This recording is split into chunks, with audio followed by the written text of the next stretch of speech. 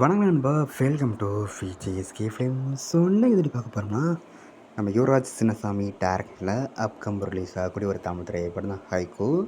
இந்த படத்தின் எதிர்பார்ப்பு ஃபேன்ஸ் வந்து டைரக்ட் சொல்ல அண்ட் படத்தின் ஸ்டார் காஸ்ட் பார்த்தீங்கன்னா, நம்ம ஏகன்ஸ், ஸ்ரீதேவி, ஃபெமினா ஜார்ஜ் மற்றும் பல தமிழ் ஸ்டார் காஸ்ட் இந்த படம் எழுதியிருக்காங்க.